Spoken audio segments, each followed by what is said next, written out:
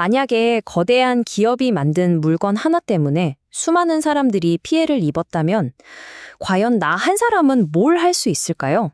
오늘 우리가 깊이 파고들 주제, 집단 소송이 바로 이 질문에 대한 하나의 답이 될 수 있습니다. 자, 한번 상상해 보세요. 어떤 회사가 만든 제품에 결함이 있어서 혹은 공장에서 나온 오염 물질 때문에 수만 명이 비슷한 피해를 봤다고요?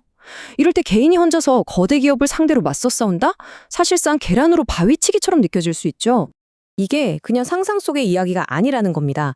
요즘처럼 대량으로 생산하고 또 대량으로 소비하는 사회에서는요, 이런 대규모 피해가 언제든 일어날 수 있는 구조거든요. 기업의 잘못된 결정 하나가 국경을 넘어서서 정말 셀 수 없이 많은 피해자를 만들어낼 수 있는 시대인 거죠. 바로 이 구도, 그러니까 가해자는 하나인데 피해자는 셀 수 없이 많은 이런 상황을 해결하기 위해서 만들어진 아주 특별한 법적 장치가 있습니다. 여기서 아주 근본적인 딜레마가 생깁니다. 나 한 사람이 입은 피해액은 사실 변호사 선임하고 소송 준비하는 비용을 생각하면 너무 작을 수 있거든요. 하지만 그렇게 작은 피해들이 모이면 기업이 부당하게 얻은 이익은 어마어마하게 커지겠죠. 이 엄청난 불균형, 이걸 어떻게 바로잡을 수 있을까요? 바로 그 불균형을 깨기 위한 아주 강력한 무기. 그게 바로 오늘의 핵심 주제, 집단 소송입니다. 이거요, 쉽게 말해서 정의를 위한 크라우드 펀딩이라고 생각하시면 딱 맞아요. 여러 사람의 작은 목소리, 작은 피해 금액을 하나로 쫙 모아서 법정에서 거대한 확성기처럼 외치는 거죠. 흩어져 있던 개인들을 하나의 강력한 팀으로 만드는 겁니다. 그러니까 핵심 아이디어는 아주 명확합니다. 비슷한 피해를 본 수많은 사람들, 이 집단을 대표해서 몇몇 사람이 총대를 메고 거대 기업과 싸우는 거예요. 말 그대로 뭉치면 강하다. 이 원리를 법정에서 실제로 보여주는 거죠. 자, 그런데 여기서 아주 중요한 차이점이 나옵니다. 이 집단에 어떻게 참여하느냐, 그 방식이 나라마다 완전히 다르거든요. 왼쪽에 있는 옵트아웃 방식은요, 내가 가만히 있어도 자동으로 소송에 참여하는 걸로 쳐주는 거예요. 나는 빠질래요 하고 직접 신청하지 않는 한 자동으로 한 팀이 되는 거죠.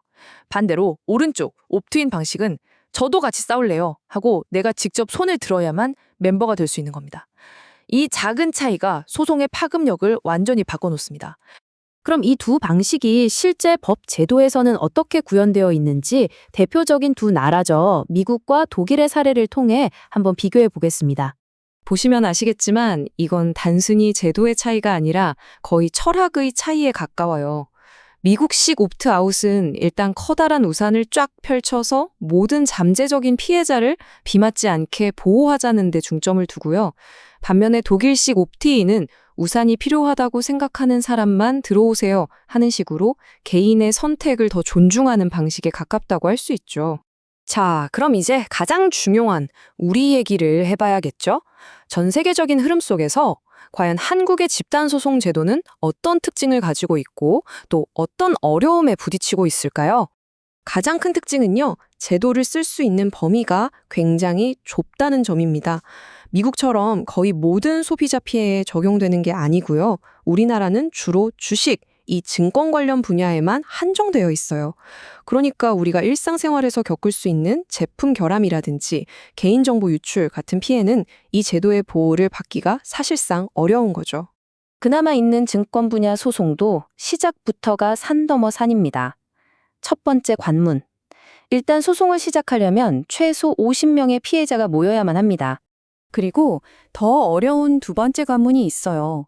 이 모인 사람들이 가진 주식을 전부 다 합쳤을 때 그 회사의 전체 주식의 10,000분의 1, 그러니까 0.01% 이상이 되어야만 해요. 와, 거대 기업을 상대로 이 두 가지 조건을 다 맞추기란 정말 하늘의 별 따기겠죠? 자, 그렇게 어렵게 조건을 다 통과했다고 칩시다. 그런데 그게 끝이 아닙니다. 이제 진짜 시작이에요. 소송을 딱 제기하고 나면 법원으로부터 이 소송 진행해도 좋습니다. 라는 허가를 받아내야 하거든요. 근데 이 허가를 받기까지 또 기나긴 여정이 시작됩니다. 이 허가 단계에만 2년, 3년이 훌쩍 가버릴 수 있으니까요. 피해자들은 정말 지칠 대로 지치는 겁니다.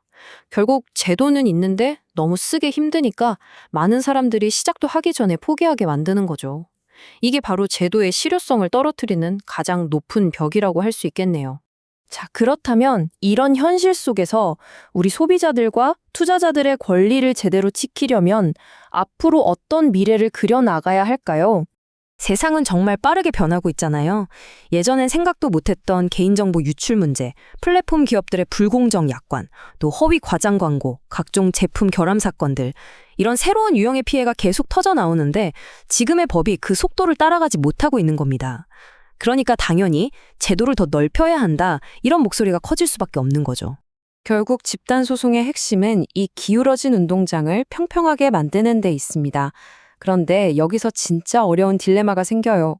피해자들을 쉽게 도울 수 있도록 문턱을 너무 낮추면 제도가 남용될 위험이 커지고요. 반대로 남용을 막겠다고 문턱을 너무 높이면 지금처럼 정작 도움이 절실한 사람들이 아예 접근조차 못하게 되죠. 이 아슬아슬한 균형점을 찾는 것이 가장 큰 숙제입니다. 그래서 우리는 마지막으로 이 질문과 마주하게 됩니다. 다수를 보호하기 위해 소수가 넘어야 할 이 정의의 문턱은 과연 얼마나 높아야 하는 걸까요? 이것은 단순히 법률가들만의 고민이 아니라 바로 우리 사회 전체가 함께 답을 찾아가야 할 정말 중요한 질문일 겁니다. 여러분의 생각은 어떠신가요?